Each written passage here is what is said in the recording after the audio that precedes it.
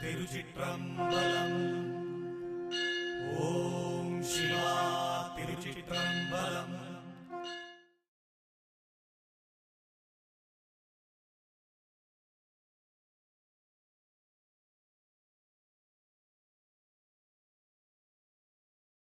ಕರ್ಮದ ಫಲವನ್ನು ಯಾರಾದರೂ ಸರಿ ಅನುಭವಿಸಲೇಬೇಕು ಈ ಪ್ರಪಂಚದಲ್ಲಿ.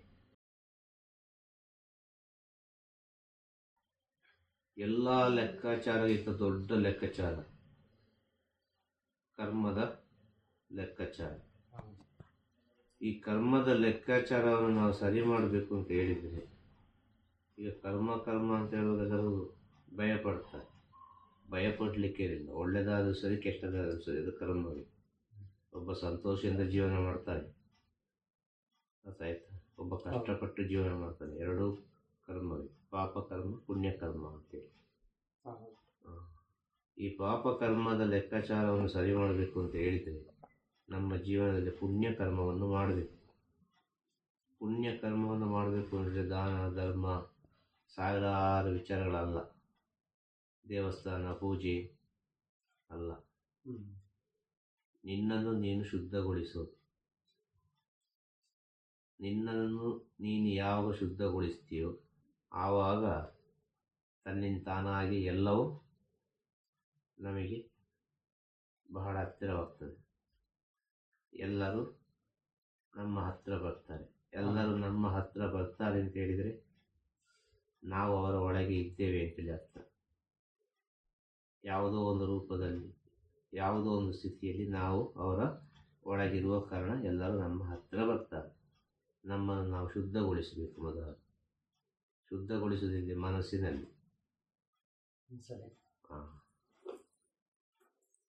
ಎಷ್ಟು ಸಹ ದಾನ ಧರ್ಮ ಮಾಡ್ಬೋದು, ಮನಸ್ಸಿನಲ್ಲಿ ನಾನು ಮಾಡಿದ್ದೆ ಅಂತೇಳಿದರೆ ಅದು ಹೋಯ್ತು. ನಾನು ಮಾಡಿದ್ದೆ, ನಾನು ಕೊಟ್ಟೆ, ನನ್ನಿಂದ ಆಯಿತು ಅಂತ ಹೇಳಿದರೆ ಅದಕ್ಕೆ ಒಂದು ಅರ್ಥ ಇಲ್ಲ. ಆ ದಾನ ಧರ್ಮಕ್ಕೆ ಒಂದು ಸತ್ಯ ಇಲ್ಲ. ಆ ದಾನ ಧರ್ಮದಲ್ಲಿ ಸ್ವಾರ್ಥ ಉಂಟು. ಎಷ್ಟೋ ಒಳ್ಳೆಯದು ಮಾಡ್ಬೋದು, ಒಂದು ಎಜುಕೇಷನ್ ಕೊಡ್ಬೋದು. ದಾನ ಧರ್ಮ ಅಂದರೆ ಎಲ್ಲವೂ ಸೇರಿಸಬೇಕು. ಒಳ್ಳೆತನ, ಒಬ್ಬರಿಗೆ ನಾವು ಏನಾದರೂ ಒಂದು ಸಹಾಯ ಮಾಡ್ತೇವೆ ಯಾವುದೋ ಒಂದು ರೀತಿಯಲ್ಲಿ. ಅಲ್ಲಿ ನಾನು ಮಾಡಿದೆ ಅಂತೇಳಿ ಬಂದರೆ ಅದು ಹೋಗಿ ತಲುಪುವುದಿಲ್ಲ, ಅಲ್ಲೇ ನಿಲ್ತದೆ. ಅದು ಮುಂದುವರಿಬೇಕು ಅಂತ ಹೇಳಿದರೆ ನನ್ನ ಮೂಲಕ ಭಗವಂತ ಮಾಡಿಸಿದ, ನನ್ನ ಮೂಲಕ ಒಂದು ಗುರುದೇವರು ಮಾಡಿಸಿದ್ರು, ನನ್ನ ಮೂಲಕ ಒಂದು ಸತ್ಯ ಮಾಡಿಸಿತ್ತು, ನನ್ನ ಮೂಲಕ ಯಾವುದೋ ಒಂದು ಜನ್ಮದ ಒಂದು ಕರ್ಮವನ್ನು ಕಳೀಲಿಕ್ಕೆ ದಾರಿ ಮಾಡಿಕೊಟ್ಟಿತ್ತು ಅಂತೇಳಿ ಅನೇಕ ರೀತಿಯಲ್ಲಿ ಪುಣ್ಯದ ಸ್ಥಿತಿಯಲ್ಲಿ ಒಬ್ಬ ಯೋಚನೆ ಮಾಡ್ತಾರಲ್ವ, ಆ ಪುಣ್ಯದ ಸ್ಥಿತಿಯಲ್ಲಿ ಯೋಚನೆ ಮಾಡಬೇಕು ಅಂತ ಹೇಳಿದರೆ ಅವನ ಮನಸ್ಸನ್ನು ನಾವು ಶುದ್ಧಗೊಳಿಸಬೇಕು. ಈ ಮನಸ್ಸಿನಲ್ಲಿ ಸಾವಿರಾರು ರೀತಿಯ ವಿಚಾರಗಳಲ್ಲಿ ಇದ್ದರೆ ಅದು ಖಂಡಿತವಾಗಿ ಶುದ್ಧ ಆಗುವುದಿಲ್ಲ ಅಂತೇಳಿ. ಭಗವಂತ ಎಲ್ಲಿದ್ದಾನೆ ಅಂತ ಕೇಳ್ತಾರೆ. ಭಗವಂತ ಎಲ್ಲಿದ್ದಾನೆ? ದೇವರಿದ್ದಾನ? ಒಂದು ಬೀಜವಾಗಿ ಇರುವುದಿಲ್ಲ ಅಲ್ವಾ? ಬೀಜದ ಒಳಗಿಂದ ಒಂದು ವೃಕ್ಷ ಬರ್ತದೆ. ಹಾಗೆ ಭಗವಂತ ಅಂತ ಹೇಳಿದರೆ ನಮ್ಮ ಒಳಗೆ ಇದ್ದರು, ಅದು ನಮ್ಮ ಒಳಗೆ ಪ್ರಕಟವಾಗುವ ವಿಚಾರ, ಅದು ಅನುಭವ, ಅದು ಸತ್ಯ ಸ್ಥಿತಿ. ಭಗವಂತ ಅಂತ ಹೇಳಿದರೆ ಸತ್ಯ ಸ್ಥಿತಿ. ಅದು ನಮ್ಮ ಒಳಗೆ ಚಿಗುರೊಡಿಬೇಕು. ನಾವು ಯಾವ ಬೀಜವನ್ನು ಹಾಕಿದ್ದೇವೆ ಅದೇ ಬರಲಿಕ್ಕೆ ಸಾಧ್ಯ ಅಲ್ವಾ? ಒಂದು ಕಹಿಯಾದ ಬೀಜವನ್ನು ಹಾಕಿದರೆ ಕಹಿಯಾದ ವೃಕ್ಷವೇ ಬರ್ತದೆ. ಅರ್ಥಾಯ್ತಾ? ಕಹಿ ಬೇವು ಅಂತ ಅಲ್ವಾ? ಒಂದು ಸಿಹಿಯಾದ ಒಂದು ಬೀಜವನ್ನು ಹಾಕಿದರೆ ಒಂದು ಸಿಹಿಯಾದ ವೃಕ್ಷವೇ ಬರ್ತದೆ ಅಲ್ವಾ? ಮಾವಿನ ಮರ. ಹಾಗೆ ನಾವು ಏನು ಹಾಕ್ತೇವೆ ನಮ್ಮ ಒಳಗೆ ಅದು ಬಹಳ ಮುಖ್ಯ. ಅದನ್ನು ಬೇಗ ತೆಗೆದು ಬಿಡಬೇಕು. ಅದನ್ನು ಬೇಗ ತೆಗೆದು ಬಿಡಬೇಕು. ಮಣ್ಣಿನಲ್ಲೇ ಆಗುದು ಮಡಿಕೆ ಅಲ್ವಾ? ಮಣ್ಣಿನಲ್ಲೇ ಮಡಿಕೆ ಆಗುದು. ಮಣ್ಣಿನ ಮಡಿಕೆ ಅಂತಲೇ ಹೇಳುದು ಅಲ್ವಾ? ಆದರೆ ಆ ಮಣ್ಣು ಎಷ್ಟು ರೂಪವನ್ನು ತಾಳ್ತದೆ. ಆದರೆ ಮಡಿಕೆಯಲ್ಲಿ ಮಣ್ಣುಂಟಾ? ಇಲ್ಲ. ಮಣ್ಣಿನಲ್ಲಿ ಮಡಿಕೆ ಉಂಟು. ನಮಗೆ ಕಾಣಲಿಕ್ಕೆ ಮಡಿಕೆಯಲ್ಲಿ ಮಣ್ಣು ಉಂಟು ಅಂತೇಳಿ ಇಲ್ಲ, ಮಣ್ಣಿನಲ್ಲಿ ಮಡಿಕೆ ಉಂಟು. ಇದು ಅರ್ಥ ಮಾಡಿಕೊಳ್ಬೇಕು ಮುಖ್ಯವಾಗಿ. ಇದು ಅರ್ಥ ಆದರೆ ಎಲ್ಲವೂ ಅರ್ಥ ಆಗ್ತದೆ. ಹಾಗೆ ಅನೇಕ ರೀತಿಯ ರೂಪವನ್ನು ತಾಳ್ತದೆ. ಆ ರೂಪದ ಮೂಲ ಯಾವುದು ಅಂತ ಹೇಳಿದರೆ ಅದು ಸೂಕ್ಷ್ಮವಾಗಿ ಹೋಗುವಾಗ ಅದೊಂದು ಶಕ್ತಿ, ಅದೊಂದು ಭಗವಂತ. ಅದನ್ನು ವರ್ಣನೆ ಮಾಡಲಿಕ್ಕೆ ಸಾಧ್ಯ ಇಲ್ಲ ಅಂತೇಳಿ ಎಲ್ಲರೂ ಹೇಳುವಂಥ ವಿಚಾರ. ಭಗವಂತನನ್ನು ವರ್ಣನೆ ಮಾಡಲಿಕ್ಕೆ ಸಾಧ್ಯ ಇಲ್ಲಪ್ಪ. ಆ ಸತ್ಯವನ್ನು, ಭಗವಂತ ಅಂತ ಹೇಳುವ ಸತ್ಯವನ್ನು ಹೇಳಿಕೊಟ್ಟವರು ಗುರುಗಳು. ಈ ಭಗವಂತ ಅಂತೇಳಿ ಒಂದು ಉಂಟು, ಒಂದು ಶಕ್ತಿ ಅಂತೇಳಿ ಒಂದು ಉಂಟು. ಮನುಷ್ಯನ ಜನ್ಮ ಅಂದರೆ ಎಷ್ಟು ಪವಿತ್ರ, ಇದರಲ್ಲಿ ಎಷ್ಟು ಕರ್ಮ ಉಂಟು, ಎಷ್ಟು ಋಣ ಉಂಟು, ಇದೆಲ್ಲ ಸೇರಿಕೊಂಡೇ ಪಯಣ ಆಗಬೇಕು. ಪಾಪ ಪುಣ್ಯಗಳ ಪಯಣ. ಈ ಪಾಪ ಪುಣ್ಯಗಳ ಪಯಣದಲ್ಲಿ ನಿಮ್ಮ ಪಯಣ ಬಹಳ ಸುಲಭವಾಗಿರಲಿ ಅಂತ ಹೇಳಿದರೆ ಅದಕ್ಕೊಂದು ಪುಣ್ಯದ ದಾರಿಯನ್ನು ಹೇಳಿ ಅಂತ ಹೇಳಿ. ಆ ಪುಣ್ಯದ ದಾರಿ ಏನು ಅಂತ ಹೇಳಿದರೆ ಎಲ್ಲರನ್ನು ಪ್ರೀತಿಸಿ, ಎಲ್ಲರನ್ನು ಗೌರವಿಸಿ, ಎಲ್ಲರಿಗೊಂದು ಕೈ ಮುಗಿಯಿರಿ. ಏನಾಗ್ತದೆ? ಈಗೊಂದು ಕೈ ಮುಗಿದು ತಿರುಚಿಟ್ರಂಬಲಂ ಗುರುವೇ ಶರಣ ಅಂತ ಹೇಳಿದರೆ ಏನಾಗ್ತದೆ? ಓಂ ನಮಃ ಶಿವಾಯ ಅಂತ ಹೇಳಿದರೆ ಏನಾಗ್ತದೆ? ಹರಿ ಓಂ ನಾರಾಯಣ ಅಂತ ಹೇಳಿದರೆ ಏನಾಗ್ತದೆ? ಎಲ್ಲ ಒಳ್ಳೆಯದೇ ಆಗ್ತದೆ. ಅದನ್ನು ನೋಡಿ 10 ಜನ ಕಲಿಬೋದು. 10 ಜನಕ್ಕೆ ನೀವೊಂದು ಒಳ್ಳೆಯದನ್ನು ಹೇಳಿಕೊಟ್ಟಾಗೆ ಆಗ ನಿಮ್ಮ ಒಳಗಿರುವ ಗುಣ, ಅದು ನಿಮ್ಮ ಒಳಗೆ ಅದು ಬೇರೂರಿದ್ರೆ, ಒಳ್ಳೆ ಒಳ್ಳೆ ಗುಣಗಳೆಲ್ಲ ನಿಮ್ಮ ಒಳಗೆ ಒಂದು ಬೇರೂರಿದ್ರೆ ಅಲ್ಲಿಂದ ಎಲ್ಲ ಬರುವ ವಿಚಾರಗಳು ಒಳ್ಳೆಯದೇ ಇರ್ತದೆ. ಪ್ರತಿಯೊಂದು ವಿಚಾರ ಒಳ್ಳೆಯದಿರ್ತದೆ. ಇದು ಎಷ್ಟು ಸಹ ಬಾಯಲ್ಲಿ ಹೇಳ್ಬೋದು. ಇದು ಎಷ್ಟೋ ಕೋಟಿಯಲ್ಲಿ ಒಬ್ಬರಿಗೆ ಇದು ಅಪ್ಲೈ ಆಗ್ಬೋದು ಅಂತೇಳಿ. ಯಾಕೆ ಅಂತ ಹೇಳಿದರೆ ಎಲ್ಲರಿಗಿಂತ ಮೇಲೆ ಒಂದು ವಿಧಿ ಅಂತೇಳಿ ಉಂಟು. ಆ ವಿಧಿಯಲ್ಲಿ ಕೂಡ ಒಂದು ದಾರಿ ಅಂತ ಉಂಟು. ಇದು ಇನ್ನೂ ಸೂಕ್ಷ್ಮ. ವಿಧಿ ಅನುಭವಿಸಲೇಬೇಕು. ಆದರೆ ಅದರಲ್ಲೊಂದು ದಾರಿ ಅಂತ ಉಂಟು, ಒಂದು ಅವಕಾಶ ಅಂತ ಉಂಟು. ಈ ರೀತಿ ಹೋಗಲಿಕ್ಕೆ ಆಗ್ತದೆ ಅಂತ ಹೇಳುವ ಸತ್ಯವನ್ನು ಯಾರೊಬ್ಬ ತಿಳಿದಿದ್ದಾನೆ ಅವನಿಗೆ ಮಾತ್ರ ಈ ಸಂದೇಶ. ಇದು ಎಲ್ಲರಿಗೂ ಈ ಸಂದೇಶ ಆಗಲಿಕ್ಕೆ ಸಾಧ್ಯ ಇಲ್ಲ ಅಂತ ಹೇಳಿ. ಅರ್ಥ ಆಯ್ತಾ?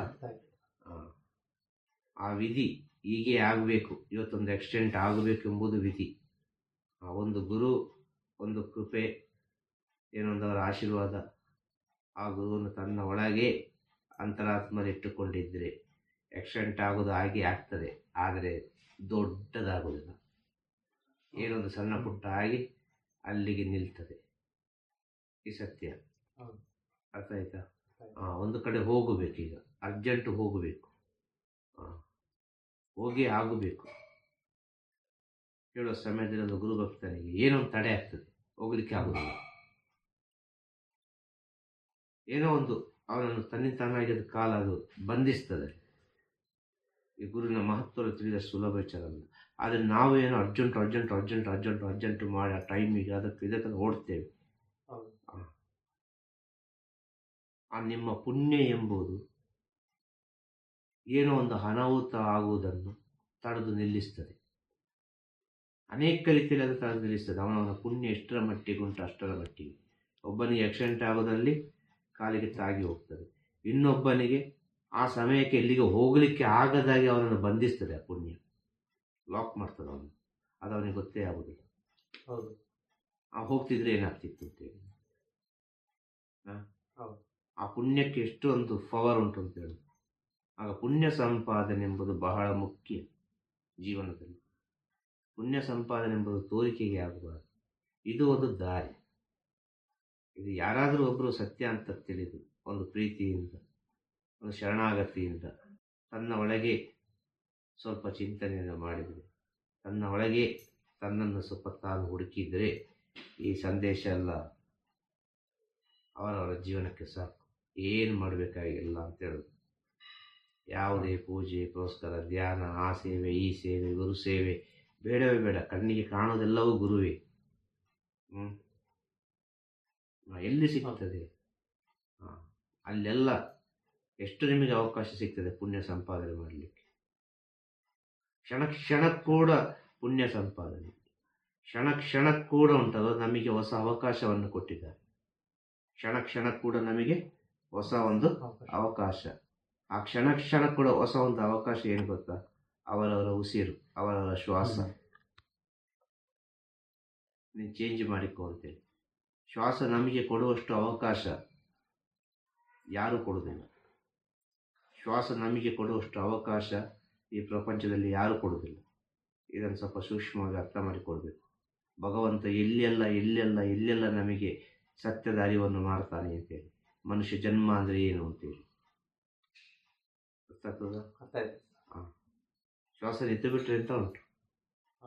ಹಾಂ, ನಾಳೆ ಬದುಕು. ಕ್ಷಣ ಕ್ಷಣ ಕೂಡ ಸತ್ಯದ ಅರಿವನ್ನು ಹೇಳ್ತಾನೆ. 24 ಗಂಟೆಯಲ್ಲಿ ಮರುದಿನ ಸೂರ್ಯ ಉದಯ ಆಗುವ ಮುಂಚೆ ಸತ್ಯವನ್ನು ಹೇಳ್ತಾನೆ ಭಗವಂತ. ನೋಡಪ್ಪ, ನೀನೇನಿಲ್ಲ, ನಶ್ವರ, ನಿದ್ರೆಯಲ್ಲಿ ಗೊತ್ತೇ ಇಲ್ಲ ಎಲ್ಲಿದ್ದೇನೆ, ಏನು ಮಾಡ್ತೇನೆ ಅಂತೇಳಿ. ಅದು ಕಣ್ಣು ಬಿಟ್ಟಾಗ ಯೋಚನೆ ಮಾಡಿದರೆ ನಿನ್ನೆ ನಾನು ಎಲ್ಲಿದ್ದೆ ನಿದ್ರೆಯಲ್ಲಿ, ಇದೆಲ್ಲ ಸತ್ಯ ಅಲ್ವ? ಇದೆಲ್ಲ ಜೀವನದಲ್ಲಿ ತೋರಿಸಿಕೊಡೋದಲ್ವ? ಆಗ ಭಗವಂತ ಪ್ರತಿಯೊಂದು ವಿಚಾರವನ್ನು ತನ್ನ ಕಣ್ಣ ಮುಂದೆ ಸುತ್ತಮುತ್ತಲು ಎಲ್ಲ ಕಡೆ ತೋರಿಸ್ತಾ ಇದ್ದಾನೆ. ನಮಗೆ ಮಾತ್ರ ಇದು ಅರ್ಥ ಆಗೋದಿಲ್ಲ. ಆಗ ತಿಳಿದವರು ಏನೋ ಒಂದು ಹೇಳುವಾಗ ನಮಗೆ ಅದನ್ನು ಕೇಳಲಿಕ್ಕೆ ಆಗೋದಿಲ್ಲ. ಒಬ್ಬರು ಒಳ್ಳೆಯದನ್ನು ಹೇಳ್ತಾರೆ ಅಂತ ಹೇಳುವಾಗ, ಒಳ್ಳೆಯದನ್ನು ಹೇಳುವುದೇ ತಪ್ಪು ಈ ಪ್ರಪಂಚದಲ್ಲಿ, ಸತ್ಯವಾಗಿ ಹೇಳಲಿಕ್ಕೆ ಹೋದರೆ. ಆದರೆ ಒಳ್ಳೆಯದು ಹೇಳುವವರಿಗೆ ಏನಾಗ್ತದೆ ಗೊತ್ತುಂಟ? ಅದು ಅವರ ಬಾಯಿಂದ ಆಟೋಮೆಟಿಕ್ ಬಂದು ಹೋಗ್ತದೆ ಒಳ್ಳೆಯ ವಿಚಾರ. ಹೀಗೆ ಮಾಡಬೇಡಪ್ಪ ಅಂತೇಳಿ. ಆಗ ಒಳ್ಳೆಯದು ಹೇಳುವವರು ಕಿರಿಯರಾದರೂ ಸರಿ, ಹಿರಿಯರಾದರೂ ಸರಿ, ಒಳ್ಳೆಯದು ಹೇಳುವವರು ಯಾರಿಗೂ ಬೇಡ. ಒಳ್ಳೆಯದು ಹೇಳುವಾಗ ಸ್ವಲ್ಪ ಅದು ಚುಚ್ಚುತ್ತದೆ. ಯಾವುದೋ ಒಂದು ರೀತಿಯಲ್ಲಿ ನಮಗೆ ನಮ್ಮ ಮನಸ್ಸಾಕ್ಷಿ ಒಂದು ಚೂರು ಏನೋ ಒಂದು ತೊಂದರೆ ಕೊಡ್ತದೆ ಒಳ್ಳೆಯದು ಹೇಳುವಾಗ. ಅರ್ಥ ಆಗ್ತದೆ ಹೇಳೋದು? ಈ ಒಳ್ಳೆಯದು ಹೇಳೋದು ಬೇಡ, ಹೇಳೋದು. ಆ ಒಳ್ಳೆಯದು ಹೇಳೋದು ಅಂತ ಹೇಳಿದರೆ ಅದು ಆ ಒಳ್ಳೆಯವರ ಒಳ್ಳೆತನ. ಅವರಿಗೆ ಗೊತ್ತಿರ್ತದೆ ಒಳ್ಳೆಯದನ್ನು ಹೇಳಬಾರ್ದು, ಹೇಳಿದ್ರಲ್ಲಿ ಯಾರೂ ಪರಿವರ್ತನೆ ಆಗುವುದಿಲ್ಲ. ಅವರವರ ಆಸೆಗೆ ತಕ್ಕ ಹಾಗೆ, ಅವರವರ ಕರ್ಮಕ್ಕೆ ತಕ್ಕವಾಗಿ ಅವರವರ ಜೀವನ ಎಲ್ಲವೂ ಸತ್ಯವೇ. ಆದರೆ ಇದರಲ್ಲಿ ಯಾಕೆ ಮಾಡಬೇಕು ಅಂತ ಹೇಳಿದರೆ ಒಂದೇ ಒಂದು ಕಾರಣ. ನಮ್ಮ ವಿಧಿಯಲ್ಲೇ ಕೂಡ ಈ ಪುಣ್ಯ ಅಂತ ಹೇಳುವಾಗ ಒಂದು ದಾರಿ ತನ್ನಿಂತಾನಾಗಿ ಓಪನ್ ಆಗ್ತದೆ. ಸ್ವಲ್ಪ ಒಳ್ಳೆಯ ಸ್ಥಿತಿಯಲ್ಲಿ ಹೋಗ್ಬೋದು ಅಂತ ಹೇಳುತ್ತಾರೆ. ಬೇರೆ ಅಂತ ಹೇಳಲಿಕ್ಕೆ ಸಾಧ್ಯ ಇಲ್ಲ. ಆದ ಕಾರಣ ಕರ್ಮವನ್ನು ಅನುಭವಿಸಿ ಆಗಬೇಕು, ಅದನ್ನು ತಪ್ಪಿಸಲಿಕ್ಕಾಗೋದಿಲ್ಲ. ಕರ್ಮವನ್ನು ತಪ್ಪಿಸಬೇಕಾ?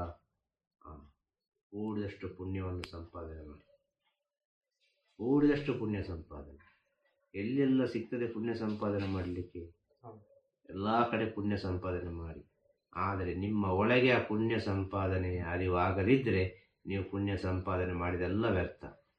ನಿಮ್ಮ ಒಳಗೆ ಯಾವಾಗ ಪುಣ್ಯ ಸಂಪಾದನೆ ಅರಿವಾಗ್ತದೆ ಅಂತ ಹೇಳಿದರೆ 10 ಜನ ನಿಮ್ಮನ್ನು ಪ್ರೀತಿಯಿಂದ, ಗೌರವದಿಂದ, ಒಂದು ಪೂಜ್ಯನೀಯ ಭಾವದಿಂದ ನೋಡಿಕೊಳ್ತಾರೆ. ಆಗ ನೀವು ಅರ್ಥ ಮಾಡಿಕೊಳ್ಬೇಕು, ಓ ಎಷ್ಟು ವೆಯ್ಟ್ ಉಂಟಲ್ಲ ಇದಕ್ಕೆ ಅಂತೇಳಿ, ಎಷ್ಟು ಸತ್ಯ ಉಂಟಲ್ಲ ಇದಕ್ಕೆ. ಆಗ ನೀವು 10 ಜನರಿಗೆ ನೀವು ಒಳಿತು ಮಾಡಬೇಕು, 10 ಜನರಿಗೆ ನೀವು ಬೇಕಾದವರಾಗಬೇಕು. ಈಗ ಎಲ್ಲ ರೀತಿಯಲ್ಲಿ ಬೇಕಾದವರಾಗಿದ್ದಾರೆ ಅಲ್ಲ, ಅರ್ಥಾಯ್ತದ? ರಾಜಕೀಯದಲ್ಲಿ ಬೇಕಾದವರಾಗಿದ್ದಾರೆ, ಒಂದು ಹಣಕಾಸಿನ ವಿಷಯದಲ್ಲಿ ಬೇಕಾದವರಾಗಿದ್ದಾರೆ, ಸಾವಿರ ವಿಚಾರದಲ್ಲಿ ಬೇಕಾದವರಾಗಿದ್ದಾರೆ. ನಾನು ಆ ಬೇಕಾದವ್ರನ್ನ ಹೇಳ್ತಾ ಇಲ್ಲ. ಇಲ್ಲಿ ಅಂತರಾತ್ಮದಿಂದ ಬೇಕಾದವರಾಗಿದ್ದರೆ ಆ ಸ್ಥಿತಿ ಒಂದು ಸತ್ಯದ ಮಾರ್ಗದಲ್ಲಿ ಹೋಗ್ತಾ ಇದೆ ಅಂತ ಅರ್ಥ. ಆ ಸತ್ಯದ ಮಾರ್ಗದಲ್ಲಿ ಹೋಗ್ತಾ ಇದೆ ಅಂತ ಹೇಳಿದರೆ ಅವನು ಒಬ್ಬ ಸನ್ಯಾಸಿ ಆಗಬೇಕು ಆಗ್ತದೆ. ಅವನು ಸನ್ಯಾಸ ಸ್ಥಿತಿಯಲ್ಲಿ ಇರ್ತಾನೆ. ಅರ್ಥ ಹೇಳೋದು? ಆ ಸನ್ಯಾಸ ಸ್ಥಿತಿಯಲ್ಲಿ ಹೋಗ್ತಾ ಹೋಗ್ತಾ ಹೋಗ್ತಾ ಅವನಿಗೆ ಕ್ಷಣ ಕ್ಷಣ ಕ್ಷಣ ಕೂಡ ಗೊತ್ತಾಗ್ತಾ ಹೋಗ್ತದೆ. ಹಾಗೆ ಹೋಗಿ ಹೋಗಿ ಹೋಗಿ ಅವನು ಎಲ್ಲವನ್ನು ದಾಟಿ ದಾಟಿ ದಾಟಿ ದಾಟಿ ಕೊನೆಗೆ ಒಂದು ಗುರು ಎಂಬ ಸ್ಥಿತಿಯಲ್ಲಿ ಅವನು ಕೂತ್ಕೊಳ್ತಾನೆ. ಫೈನಲ್ ಆಗಿ ಆ ಗುರು ಎಂಬ ಸ್ಥಿತಿಯಲ್ಲಿ ಕೂತುಕೊಳ್ಳುವಾಗ ಯಾರಾದರೂ ಒಬ್ಬ ಬಂದ ಏನೋ ಒಂದು ಕೇಳಿದ ಅಂತ ಹೇಳಿದರೆ ಅವರು ಹೇಳುವ ಮಾತು ಅರ್ಥ ಆಗಲಿಕ್ಕೆ ಸಾಧ್ಯವೇ ಇಲ್ಲ. ಅರ್ಥ ಮಾಡಿಕೊಂಡು ಬಿಟ್ಟರೆ ಜೀವನ ಒಳ್ಳೆಯ ರೀತಿಯಲ್ಲಿ ಹೋಗ್ಬೋದು. ಅರ್ಥ ಆಯ್ತಾ? ಮನುಷ್ಯ ಜನ್ಮವೇ ಒಳ್ಳೆಯ ರೀತಿಯಲ್ಲಿ ತಗೊಂಡು ಹೋಗ್ಬೋದು. ಇಷ್ಟೇ ಹೇಳೋದು. ಅದು ಇದಕ್ಕೆಲ್ಲ ಒಂದು ಕಾರಣ ನಾನು.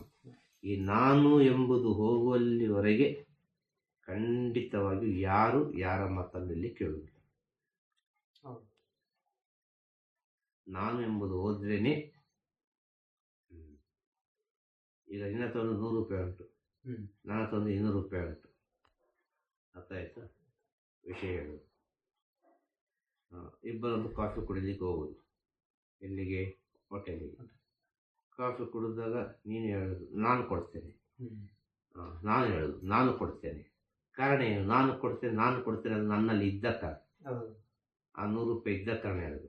ಈಗ ಒಂದು ವೇಳೆ ನಿನ್ನ ಹತ್ರ ಏನೂ ಇಲ್ಲ, ನೀನೇನು ಮಾಡ್ತಿ? ಸರಿ ಇದ್ದೇನೆ, ಆಯ್ತು ಅಂತೇಳಿ ಕಾಫಿ ಕುಡಿಲಿಕ್ಕೆ ಬಾ ಅಂತ ಹೇಳೋಗಲೇ ಯೋಚನೆ ಮಾಡ್ತೀನಿ, ನಾನು ಹೋಗ್ಬೇಕಾ ಬೇಡವಾ? ಇದು ಇನ್ನೂ ಸೂಕ್ಷ್ಮ ಅಲ್ವಾ? ನಂತರ ಕಾಸಿಲ್ಲ, ನಾನು ಹೇಗೆ ಹೋಗುದು? ಬೇಡ, ನನಗೆ ಕಾಫಿ ಬೇಡ, ಇಲ್ಲ ನಾನು ಬರೋದಿಲ್ಲ ಅಂತ ಹೇಳ್ತಾರೆ. ಇನ್ನು ಕೆಲವರು ಸರಿ ಹೋಗುವ ಅಲ್ವಾ? ಈ ನಾನು ಎಂಬುದು ನನ್ನಲ್ಲಿ ಅದು ಇಲ್ಲ ಅಂತ ಹೇಳಿದರೆ ಒಂದನ್ನು ನಾವು ಎಲ್ಲಿಗೂ ಹೋಗ್ಲಿಕ್ಕಿಲ್ಲ, ಸುಮ್ಮನೆ ಕೂತ್ಕೊಳ್ಳೋದು. ಇಲ್ಲ ಎಲ್ಲಿಗೂ ಹೋದರೂ ಅಲ್ಲಿ ಹೇಗೆ ಉಂಟು ಹಾಗೆ, ಅಲ್ಲಿ ಹೇಗೆ ಉಂಟು ಹಾಗೆ, ಅಲ್ಲಿ ಗೊತ್ತಾಗ್ತದೆ ವಿಷಯ. ಇದು ಪ್ರತಿಯೊಬ್ಬರ ಜೀವನದಲ್ಲಿ ಬರ್ತದೆ ಇಂಥ ಪರಿಸ್ಥಿತಿ, ಪ್ರತಿಯೊಂದು ಕುಟುಂಬದೊಳಗೂ ಇಂಥ ಪರಿಸ್ಥಿತಿ ಬರ್ತದೆ. ಕೆಲವು ಸಮಯದಲ್ಲಿ ಕೈಕಟ್ಟಿ ಕೂತ್ಕೊಳ್ಬೇಕಾಗ್ತದೆ, ಬಾಯಿ ಮುಚ್ಚಿ ಕೂತ್ಕೊಳ್ಬೇಕಾಗ್ತದೆ. ಕಾರಣಗಳು ಬೇರೆ ಬೇರೆ ಇರ್ಬೋದು ಅಲ್ವಾ? ಹಾಗೆಲ್ಲ ನಾವು ಸ್ವಲ್ಪ ಚಿಂತೆ ಮಾಡಬೇಕು, ಇದು ಎಲ್ಲಿ ಹೋಯ್ತು ಈಗ, ನಾನು ಯಾಕೆ ಇಷ್ಟು ಮೌನವಾದೆ, ಯಾವ ಕಾರಣಕ್ಕೆ ಬೇಕಾಗಿ ಮೌನವಾದೆ? ಅದೆಲ್ಲ ನಾವು ಅರ್ಥ ಮಾಡಿಕೊಳ್ಳುವಾಗ ನಮಗೆಲ್ಲ ಸತ್ಯದ ಅರಿವಾಗುವುದು. ಆಯ್ತಾ? ತಿರುಚಿಟ್ರಂಬಲಂ ಗುರುವೇ ಶರಣಂ. ನಮಃ ಶಿವಾಯ, ನಮಃ ಶಿವಾಯ, ನಮಃ ಶಿವಾಯ.